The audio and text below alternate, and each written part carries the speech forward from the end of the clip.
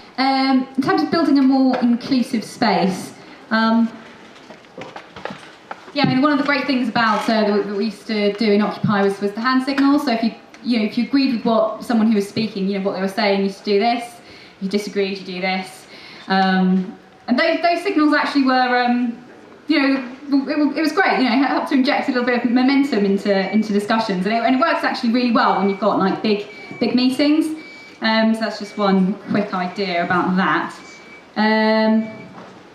How important are the physical camps versus getting the message out in other ways? Having the camps it was fantastic while it lasted, because we were able to directly engage with members of the public, and that is the best way to get your message across face to face. But it was always going to come to an end. Hopefully there'll be more occupations, and in fact there was, up until very recently, a nomads camp that used to go around to different places around Tower Hamlets and Hackney and other places as well, and that was a very small camp of about 10 to 15 tents, that was very, very successful. It's always been sort of welcomed into the local community, and really keen to engage with people, and they'd have sort of literature up and explain why they were there, and that worked well for a while. But we do, now that the physical camps aren't there, we need to work harder to get our messages out, and that's why we're trying really hard to develop citizen media, like the Occupy Times, the Occupy News Network. Occupy London has a website which is continually being developed. If other people want to get involved, there are Google groups for the various different working groups within Occupy London, as well as Facebook groups. You can email the editor of the Occupy Times, and they accept they accept articles from anyone. So if you've got an interesting perspective on things, anyone can get involved. It's still very, very inclusive, but we do have to work a lot harder to get our messages out there and put videos out there about stuff that we're doing. But the mainstream media, being part of the 1%, aren't going to cover us. So we need to do it ourselves. In terms of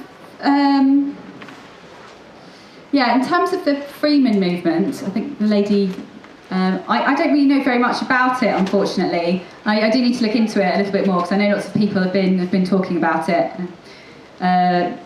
So I'm not going to sort of comment any further on that. But thanks.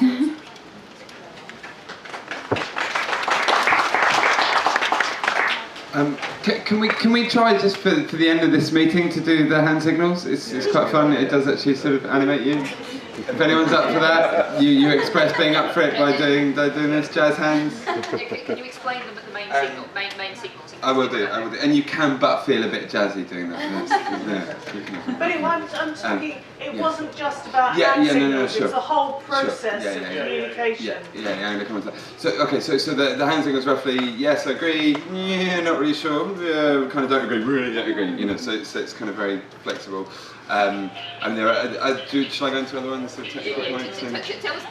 So yeah, if something outside the meeting is happening, it's really important, you do this. Technical point, I think badly named. Direct point is this. Generally you have somebody who keeps a stack, so if people want to, should we do this from now on? Does anyone, we can do the stack? Can you do a stack? Yeah. We might as well, just for fun. So basically, as soon as you have if you have a question, I'm talking, any of us is talking, just put your hand up. And this kind lady Natalie will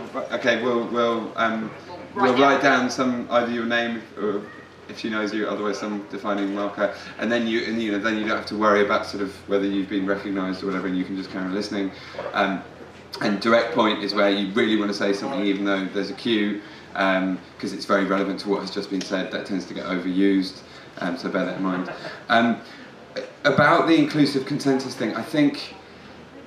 You were talking before about silver bullets, and I think consensus is wonderful for giving everybody a voice, but it gives everybody the chance to say one thing. So what it's very bad at, that thin form of consensus, if you like, is getting difficult issues out into the open and working through them.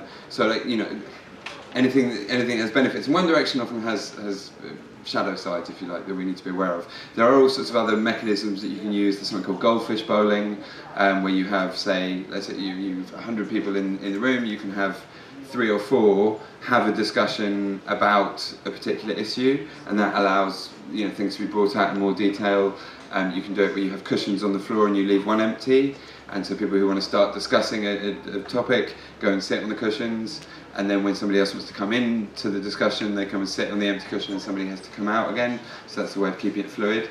But I think Occupy didn't really have that flexibility, and there was a book called The Tyranny of Structuralistness, which was written in, I think, the early 70s by somebody who'd experienced some sort of early experiments with consensus. And the point is...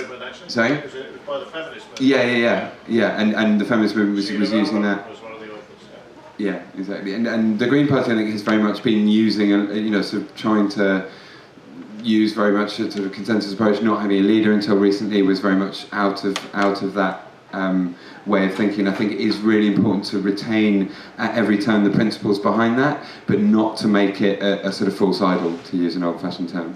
And I think anything when it becomes a false idol, if you think we don't need to deal with all the kind of emotional, psychological, political complexity because we have consensus, or I don't need to engage with Occupy or Direct Action because I'm part of the Green Party, or we all have a great tendency to do that. Just Duncan's speech ending. He seemed to end as if to say that Occupy was generally run by free men and it was quackery. The Freeman thing, I think, probably is. I don't think malignly intentioned, but generally quackery in my experience. You can say, but the Magna Carta said this 700 years ago, but if it doesn't, a lot of these things just simply don't pertain to modern law, and it's very much established that they don't. The camps, one of the arguments we made in court, and it was a very valid one, was that it was essential to the nature of our protest, and therefore that should have counted very strongly in our favour in terms of being able to keep the camp. It was essential to the nature of our protest that we were in these camps, and subsequent experience has proven that to be absolutely correct. To use a couple of sort of slightly academic terms briefly, one of the few ethnologists, I think, who's written about Occupy, talks about the difference between the politics of networking and the politics of aggregation. So roughly speaking, the social justice movement of the turn of the century was about already existing networks coming together to challenge particular political forums. Whereas what Occupy was very much bringing people together on whatever basis they wanted to come together from whatever background, and of course that's much more difficult to turn into any kind of cohesive movement, but that doesn't make it a bad thing. That is unfortunately the messy job that we have to achieve somehow. I'm very much in agreement with Duncan, and the reason I'm very interested in working with the Green Party as well, that we need programmatic politics, and I used that phrase with Melanie yesterday. She's like, what does that really mean? In a nutshell, what most people have done is supported NGOs in the last 20, 30 years instead of political parties. Whatever the problems with political parties and hierarchies, etc., the very, very dangerous difference there is that when you support a political party, like the Green Party for instance, you've got a policy on health, you've got a policy on education, on transport, on farming, on environment, etc. And simply by supporting the party, you get to try and influence all of those things at once. And lots of people in the Green Party will have particular things that they're passionate about, whether it's any one of those policy areas that I talked about, but because they come together in one party, that obviously means that inherently they work together and they support each other in their struggles on each of those issues. What has happened with the kind of totally divided and ruled NGO culture that we have, where we all just do our bit, somehow imagining, I assume, that those bits are magically going to come together and get us where we need to be, is that we've sacrificed that major source of leverage that we had in the 20th century. And obviously unions are very, very important there as well. Union membership is vastly down. And I'm not saying we should revert to sort of old-fashioned political parties and unions, but what I am saying is that if we're not going to do that, we have to work out how we're going to compensate for the huge amount that we've lost with that. Because the reality of where we are at the moment is this sort of... It's going to be insanely dissonant. The system is far less legitimate than it was 5 or 6 years ago. People don't trust the people at the top at all, but the people at the top, the 1%, are far stronger than they were 5 years ago, because we just simply don't have any kind of programmatic leverage over them, and that's really the challenge that we have to face. We're basically not allowed to have camps anymore.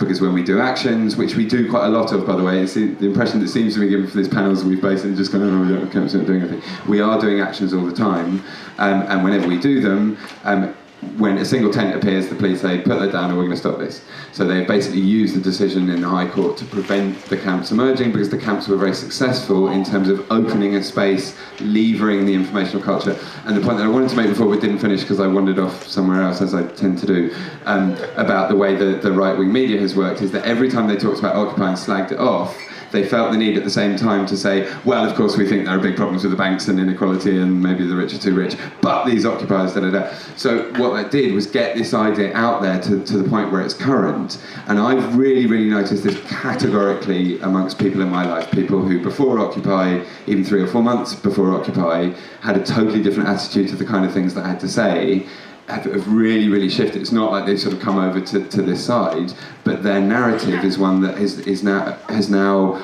brought in the things that we should at least be talking about. You know, pre-Occupy it was all deficits, and since Occupy there's a lot more discussion about, you know, reform of the banks and inequality and the problem of the wealthy being very rich.